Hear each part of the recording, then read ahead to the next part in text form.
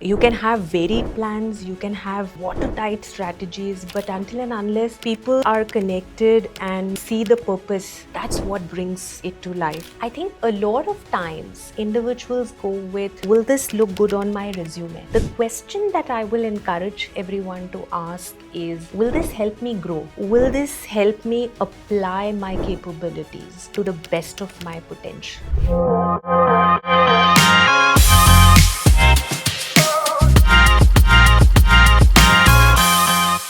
You know that feeling? You're putting in the work, learning the skills, doing the right things, but still wondering, am I really moving forward? That's exactly the kind of moment today's guest understands deeply. Ms. Sonia Sahgal, Global Talent Acquisition Asia leader at Microsoft, has spent so many years helping people turn potential into progress, not just through hiring, but by shaping how companies think about talent, learning, and growth. As a certified coach who brings neuroscience and behavior insights into her work, she's helped individuals and teams grow and move forward with clarity. She knows what makes people stand out in their careers, how communities help learners stay on track, and why your mindset matters just as much as your resume. This episode of Navigating the Next is packed with everything. So let's get started. Thank you so much for coming here today, Sonia. It's an absolute pleasure to have you here with us today. Welcome to the podcast. Thank you so much, and thank you for giving me the opportunity to be able to contribute. So, you've had a very amazing and inspiring career. So, you've spent so many years working with people, talent, and leadership across one of the biggest companies. So, looking back, how has your journey been, and can you describe it for us? Yeah, thank you for acknowledging that. When I look back, I think over the years I've made multiple plans, multiple strategies, and with laid out accountabilities that, nothing can go wrong to the T. But at the end of it, what brings these plans to life is people. So, what brings them together is that shared purpose. When people from diverse teams come together and they decide to contribute, they feel connected to that purpose. So, my take over the years through all that I have seen is how you are able to connect people to the shared goal, to the shared purpose. And that's my absolute take. You can have varied plans, you can have watertight strategies, but until and unless people are connected and see the purpose, that's what brings it to life, and that's my absolute go-to mantra for this piece. Absolutely amazing. So that is the secret for such an inspiring career. When we were interacting with you, I also get the sense that you're a very positive, bright, and cheerful person.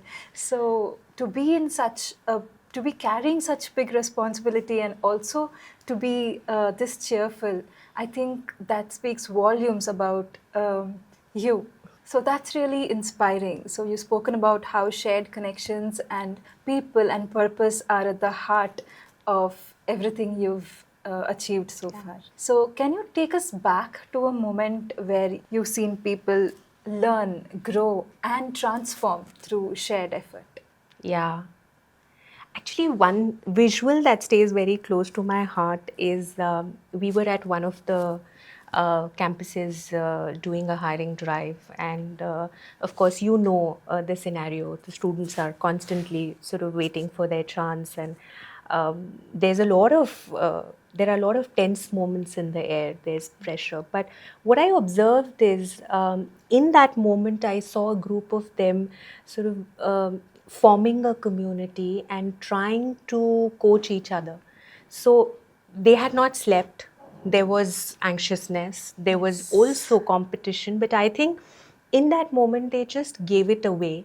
And I saw each of them reviewing their resumes for each other, doing mock interviews. And what came out was like I was saying earlier, it's a purpose towards making each other better. So the competition was suddenly out of sight. It was the sheer collaboration of making ourselves better. And I think when that comes in, it becomes also beautiful. Yes. Yeah. Yes. And then everyone brings everyone else up. Yeah, you're sort of in that moment lifting each other up. Yeah. You are sharing the spirit of success for each other. You're like cheering for not only your success but the joint success of that group. And believe you me, this then goes forward. They might not get that job, they might not be together, but the community, the bond that they form, then goes further to, and then they transition, they become mentors. Then I've seen a lot of it transform into platforms where people have started learning from each other. Ah, yes. So, and that's how a lot of these, peer-led communities or the platforms that we talk about, it just starts from the spirit of trying to give back to each other with. Yes. In the spirit of competition, we are always taught to stay ahead. Yeah. The piece around bringing others along needs to be nurtured more. It needs to be said that, together we can do more. It is always about where were you? Did you land first? If you landed second, who was first and why were you not there? So Yeah. once that spirit is adjusted, I think a lot of anxiety, stress, and pressure in the system also can be eased out. Yes. Yeah. Yes. Because then you're not only sharing your success, you're also sharing that stress and anxiety too, I think. Absolutely. Yeah. The whole atmosphere is tensed. Yeah. The whole, I think the whole competition then becomes around I, me, myself. You're creating that Boundaries, insulated wall around Yeah. yourself that I'm running for myself. I mean my success. And that's when you treat it like a fierce competition. Yes. Yeah? Yes. Thank you so much. I loved whatever you shared. Thank Yeah. you. So, over the years, you must have seen the hiring landscape go through a lot of transformations and shifts. Yeah. So, what would you say about how it has changed over the years and what it is today? No problem. Yeah. So I don't think we are there yet, but I'm happy to see the transition from the whole pedigree-based hiring to capability-based hiring. I mean, a couple of years back, it was very important where a person, which college, which institute, where did they intern, where was their first job. Today, I think a lot of organizations have started focusing on what is the skill this person is bringing in. Are they able to grow? Are they able to adapt? Do they have the potential to scale? Are they agile? Right? So I remember interviewing a person who did not have a tech background. And this person, as a side hustle, had built an app to track inventory for local grocery shops. He Okay. came from a small town. And we had people sort of interview this person on the logic used and how they applied, which goes on to say that are you able to think through? Are you able to apply systems thinking? Are you able to problem solve? Are you showing leadership? And that is what is the need for today. So, really giving way to capabilities is what I'm seeing. We have a long way to go. But I think as a recruiting leader, I'm glad, and it is also for us to look at diversifying our hiring. I mean, then we are giving way to people who are returning to workforce, people who are not techies, people who've become coders by passion. And only then you have diverse teams building smarter products, right? Yes. So, skills over everything. I wouldn't say everything, but skills to see the adaptability, the agility to grow. I mean, you and me both know the tech goalpost changes by the time we get up every morning, right? So if someone is so fixated, and then it also translates into the fixed mindset and the growth mindset. But if someone says, I just want to do this, and I'm very clear about the job I want to work in, I don't know how will they allow themselves to grow. So, in your experience of looking at so many people when hiring, so what traits or qualities signal to you that they are high potential candidates even before they are hired? Is there anything like that? I think some of the traits stand out. One is really, um, are they able to question the status quo, right? The curiosity of why is it happening? And then when that why is answered, you are able to reflect. You are able to go there and look through it and bring out those changes. You are resilient to constant changes. You are able to constantly move forward and not stuck to, oh, I changed it once, do I have to do it again? So that is a piece that definitely stands out. The second thing is, it is about constant learning, and it is a self-driven learning. It does not come from a place of a mandate or a necessity or what's the benchmark. I think it is just the sheer passion of not saying that I know it all. It's just like, I want to learn more, I want to learn it all. So that breaks the barrier of confining yourself into something. And I also think the ability to constantly reflect and check and recheck yourself. You are not just saying, "Hey, I'm just completely okay," versus saying, am I better than yesterday? Am I able to be a better version of myself from yesterday to today? And I think such people are nobody's competition. Yes. They are constantly bringing themselves at check. And these traits just separate it. I mean, needless to say, these people help the organization also grow as they grow themselves. Yeah, absolutely important qualities, all the qualities that you mentioned. But I really loved how you closed the loop on curiosity. Yeah. So most people would just say curiosity is a very wonderful quality, but then I loved how you said after they get to know the answer on something, after they've known something, how they take that back and put that into work. I think that is a brilliant insight. Yeah, I see curiosity in a lot of people. Yes. So curiosity, but I'm curious to see what you do with that curiosity. One thing is, okay, you learn and you say, hey, well, there's a lot of work here, so let me just give it a pass this time. I can probably get away with it. And or when I'm at that level, I'm going to address this. And or I want to do it, I want to make it the best version as an outcome, without looking at where is it going to sit, right? So that dealing with your curiosity to your advantage is something that really takes your potential trajectory to another level. Yes. Yeah. So be curious and also use that curiosity to your advantage. Absolutely. I love Absolutely.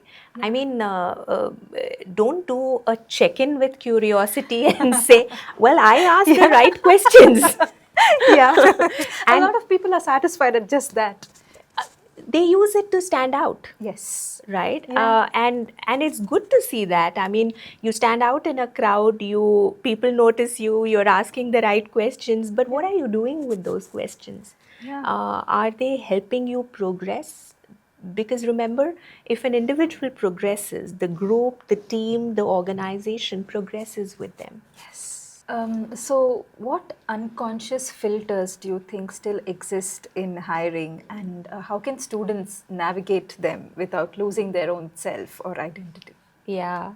We were just talking about this, what's changing, and I think I'll bring that back While we are starting to look at capabilities against pedigrees, but it's an evolving field. We still have biases around um, what is the experience? Have they worked on relevant technologies? Have they done relevant courses, etc.? The other piece is also around confidence versus competence. I think in a lot of scenarios, people, students who are outspoken, who stand out, tend to be, looked at, visualized more than those who are competent. And I think I'm just going to shift to students because you asked me that question. Yes. I think two things very important is one. What is the work that you're doing? So your work should speak for yourself. Like if it's a project, if it's a blog, if it's a code, that work should speak about the passion you have towards it. And the second piece is everyone should own their story. uh, why did they choose this path? Why did they choose this direction? It could be non-traditional, it could be a risk-taking path. If you are able to combine both of these, I think you are what you are. That's what I always say. Not losing what you are is important, because I personally feel you are not here to fit into any mold. Have your own set of values and uh, things that you stand for, and then always lean towards it. If you are able to share your story well, the path that you took, I'm sure there are places which will find an overlap with your value system. So we were talking about students finding their own values and finding what they're drawn to and building their own story and owning it. Yeah. But a lot of students are drawn to, naturally they're drawn to big names. Oh, yes. And yeah, they want to be a part of those big brands and big Yeah. names. Yeah. So what is your advice to people who consider that to be of higher value than chasing or owning their skills and finding their career options based on that? Yeah. No, I mean, it's natural. You said students, I think across age groups, there tends to be a pull around brands. It carries prestige, it carries a sense of social status, if I may use that word, that, I'm working for such a company. I think a lot of times individuals go with, will this look good on my resume? Yes. The question that I will encourage everyone to ask is, will this help me grow? Will this help me apply my capabilities to the best of my potential? And I think that's the flip that will change everything. If you start expanding your capabilities, I think the right opportunities will follow. Most of the times, the focus is on brands. The focus is not on the job description. The focus is not on where will it stretch me, where will it help me learn, and especially in early career, I think that should be the focus. Am I getting into an environment where I'm exposed to the ever-changing face of technology? And if you get to that, I think then your overall development happens. You, you can be in the space where you find a match of both in an organization, well done. But if you haven't found that, that does not decide success for you. It is just about an opportunity. What you make of that opportunity. I also think, and I always say this, well, you can land into a big brand, but it's your capability that will decide if you'll stay there. Yes. So make yourself that capable that, all the brands run after you. Yeah. Solid. Yeah. Yeah, I think the focus should shift on where I am going to how I am growing. Yeah. Yeah. Absolutely. And especially for students, since you asked me that question, I think they need to be creating an appetite for learning, for Yes. really absorption and evolution of the learnings that they do. So, what role do you think does intrinsic motivation play in someone's, not just a coder's skill, but in their long term growth? Look, I think intrinsic motivation is going to be critical, especially when you talk about long term growth. If you've chosen something as your career, I think it's going to stay for, let's say, a significant part of your life. And you ought to be able to sustain that. Now, one element that comes into it is, are you enjoying what you're doing? Right? Yes. When setbacks happen. You spoke about coders. Codes are always not your friends. There are bugs, there are challenges. So when you're navigating that, are you able to go back to it and solve the problem associated with it? Do you passionately look to see the light at the end of the tunnel? And a lot of people that I talk to tell me that, that's what keeps them awake.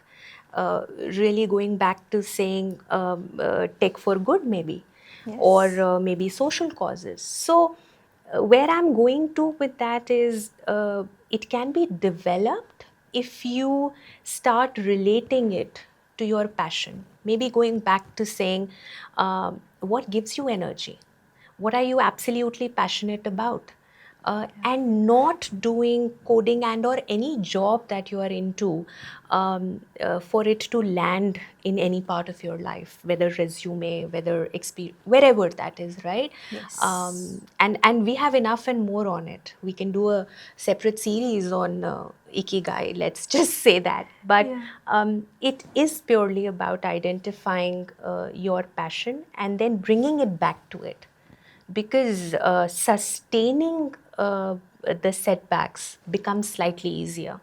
Having that intrinsic motivation, and like you said, more importantly, connecting to the purpose of why we're doing Yeah, something, that's very, very important when you have to pull yourself out of a setback. absolutely. There are Yeah. times, and the pace at which we are running, you tend to lose your spark. So, Yes. are you able to at that point look back and say, oh, this is why I started? This is where I want to go.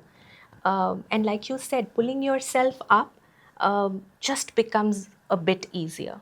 Yeah. Yes. So you are a certified life coach and a brain based coach. Yeah. How does this background influence the way you support people's growth, especially in a fast paced environment? Yeah, I think you sort of gave way to it.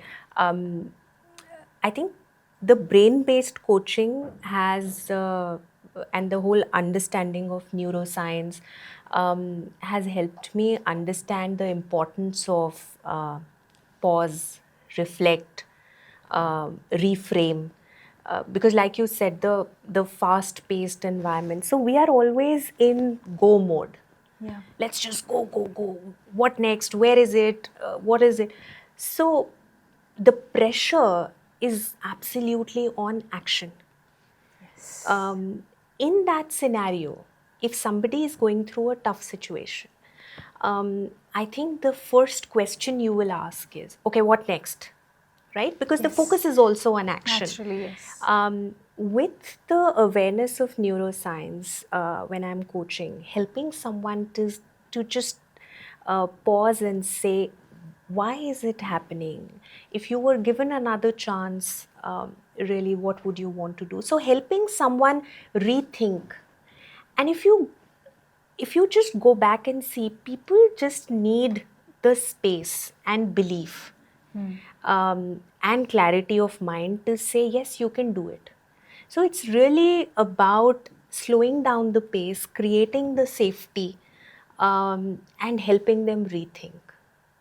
So I think I have been able to change that approach for myself and for a lot of other people, and I personally think it just brings in so much of clarity for an individual when they are able to pause, when they are able to also feel safe and say, it's okay if I went wrong.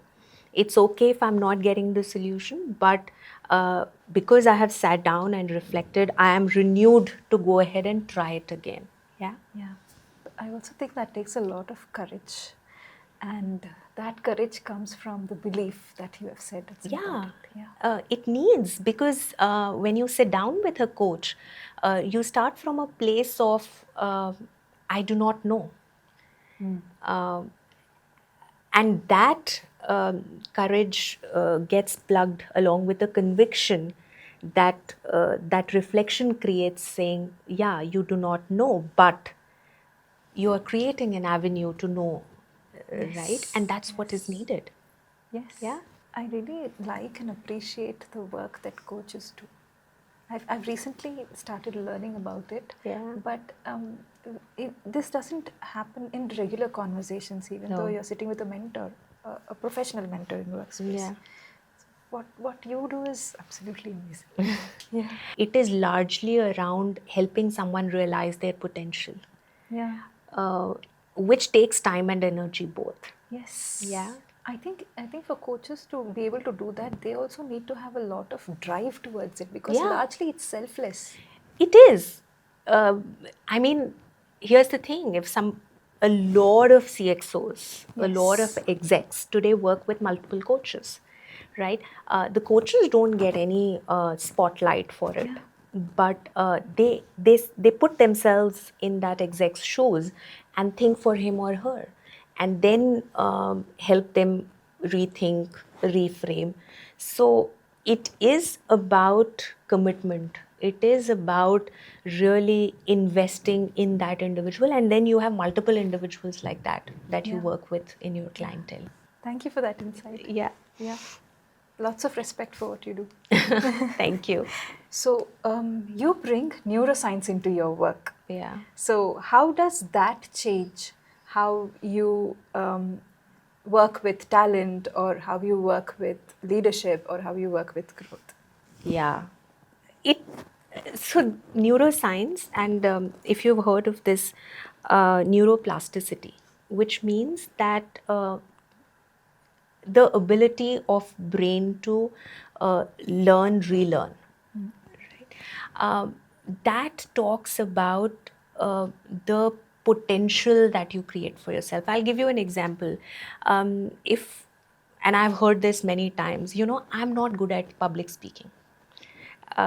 Yes. And a lot of people walk into the room saying, Sonia, I'm not good at this. Well, the truth is, if I give you the right environment, support system, and if I create that psychological safety for you, there is every possibility for you to become good at it. That's what is the concept. So clearly what you're saying is, then you start looking at people, not what they are today, but the potential that they carry. And then identifying the potential, you start working on providing that right platform to them. So you no longer say, I'm not good at this. You say, well, I'm not so good at it, but I'm ready to take off or learn. So it's really coming with a belief of the brain being able to rewire itself. But again, it comes under the concept of giving that environment. You really, and I think you said that, the safety, the belief is very important. So you don't come from a place of go, go, go. You say, hey, pause, and let's see how this goes. That also means a lot of space is created for going wrong. Yes. Equally important. Yes. Very important, Yeah. right? Our environment should be tolerant to that, learning and relearning. And I love the growth mindset, which is also about fail fast and learn fast. Yes. So important. Yep. So, in your experience, What are some of the structures or rituals that make collaborative learning possible without it feeling hierarchical or competitive? Yeah, I think we touched upon this earlier, and for me, largely learning has to be a team sport. It should come from a place of collaboration and not competition. And I see that coming in. I think I spoke about the interns, students coming together in a college. Yes. I think a lot of communities today, I see sort of coming up to support code reviews or really chat around it. That is where a lot of people go in and see, okay, it didn't work for me, it didn't work for someone else as well.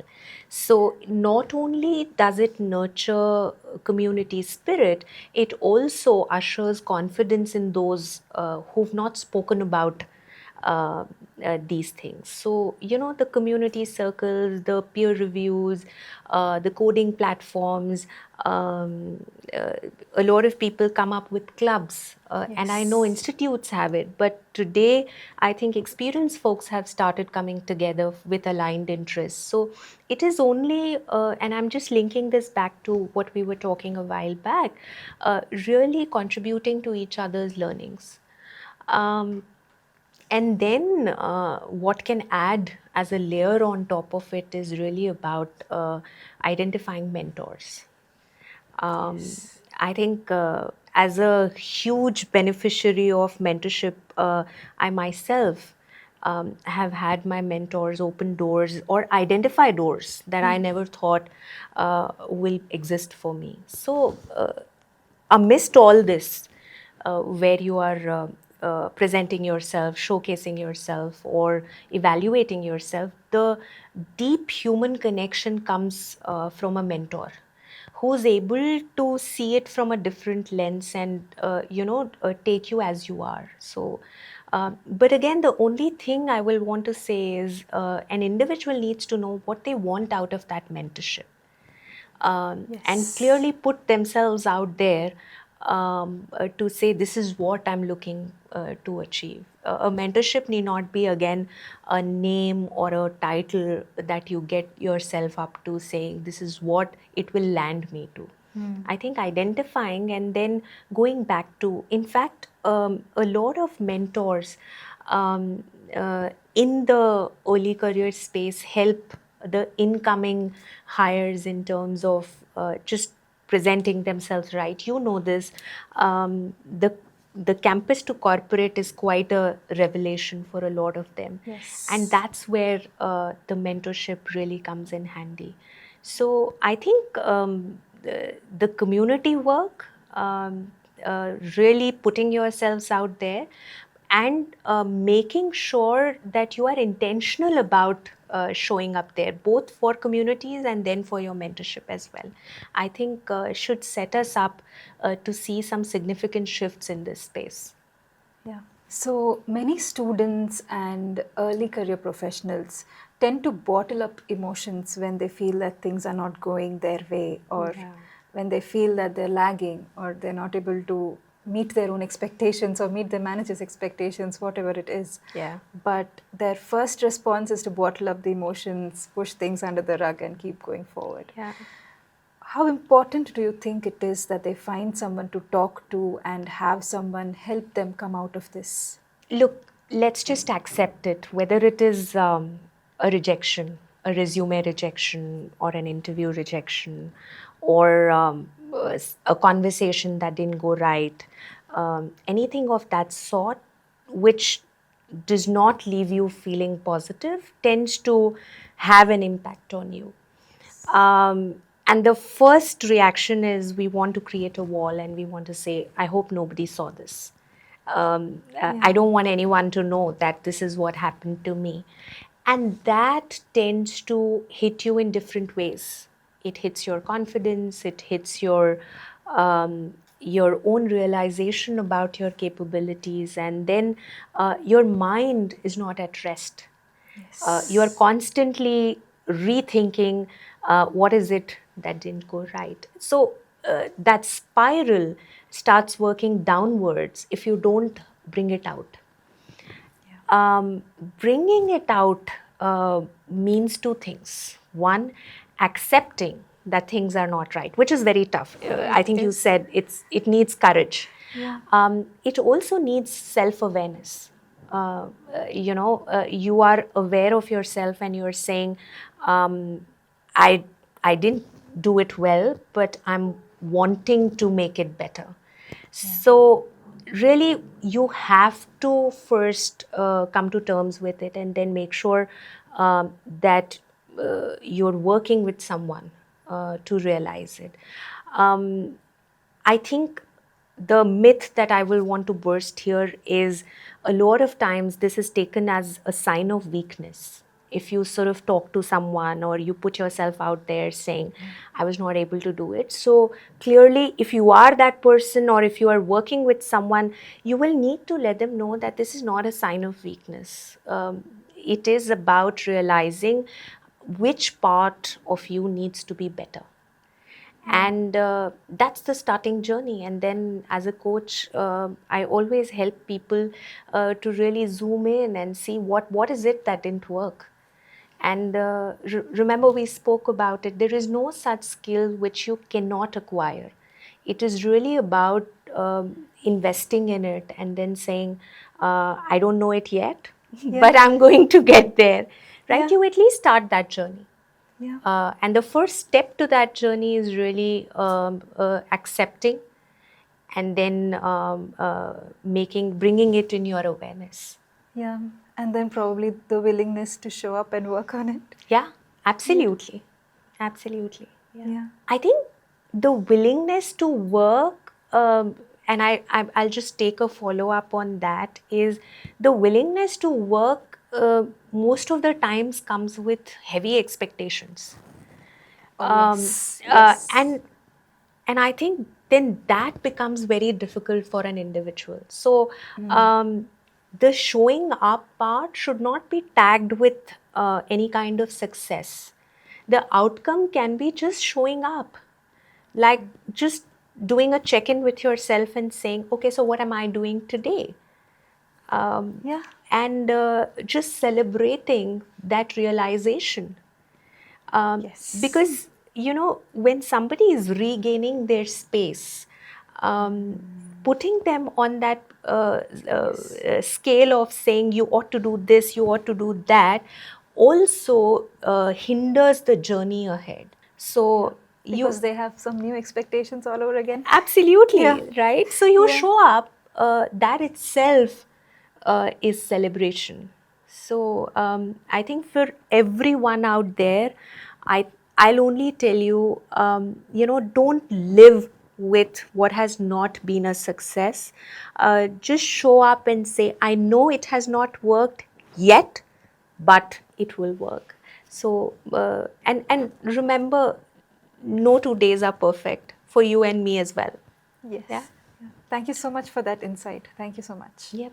So, what are 2 or 3 small things that you recommend people to do? Maybe, let's say, when they're facing rejections in job hunts or career setbacks, to come back to the normal, their own self. Yeah, I I think finding jobs these days needs a lot of, I would say, patience.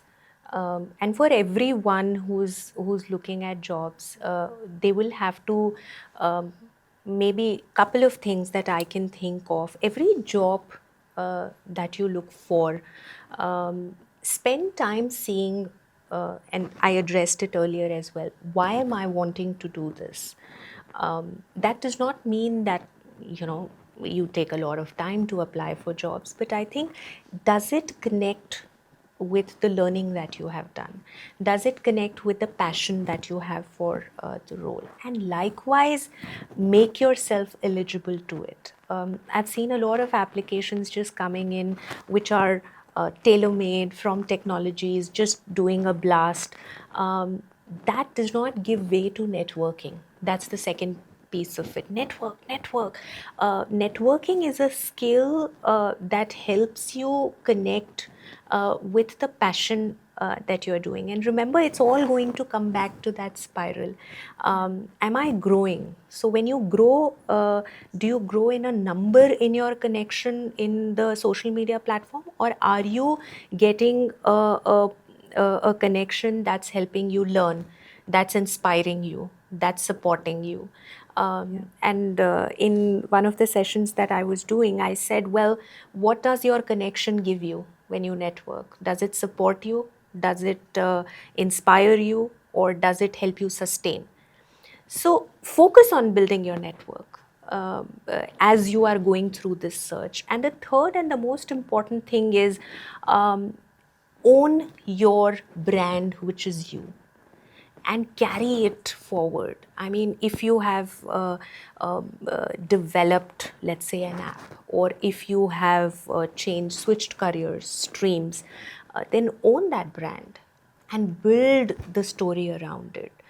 Make sure it reaches people who are responsible to make these hiring decisions. So, and it can be at times slightly disappointing, disheartening when you don't see early success. So every application you make is not going to come and turn into success.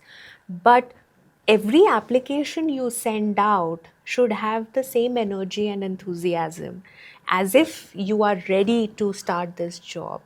Your energy levels should not lower because the person at the other end doesn't know how many jobs you've been rejected for. Yes. Right? Yeah. So, looking ahead, how do you see the culture around learning and careers evolving? And what gives you hope about the way students are shaping their own careers today? Look, it's a complete shift from the learning culture that I have been a part of in my early years. It's great to see that students no longer, most of them are not following linear paths. Yes. They are exploring multi-dimensional paths. And what I mean by that is today I see tech with design. Today I see coding with social causes. I've also seen data systems and economics. So every time I see a stream, so we are looking at blended learning, and that's very empowering. I've also started to see that learning has become more self-driven. And remember, we spoke about the curiosity around it. So they are not hesitant to ask questions and then further explore the why behind it. And when the learning is self-driven, when the learning is curious, then you are actually starting a movement, and that movement is going to build systems which are very resilient, which are very long lasting. And this learning from a cultural perspective also is deeply rooted in empathy. It comes from a place of, because when you find the why, you are also invested in the cause behind it. You are learning, you are not just sort of answering a question, you are solving a problem. And that is going to bring a completely significant shift in the future that we are going to step into. We are absolutely on the brink of a revolution where, the risk taking phenomena is setting in.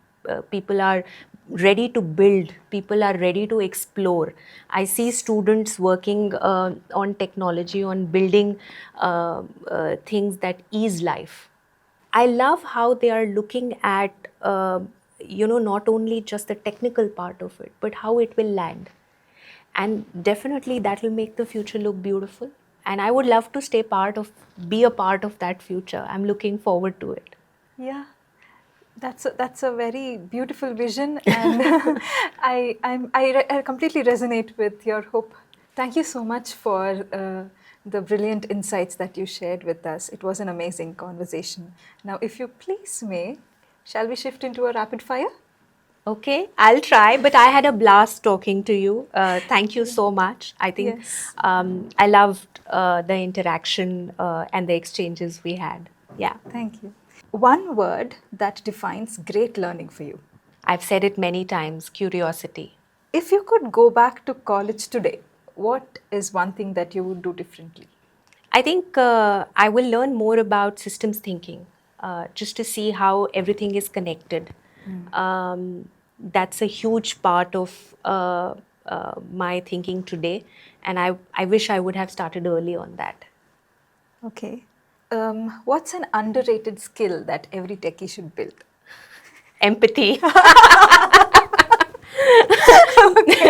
Yeah. Yeah, they need it.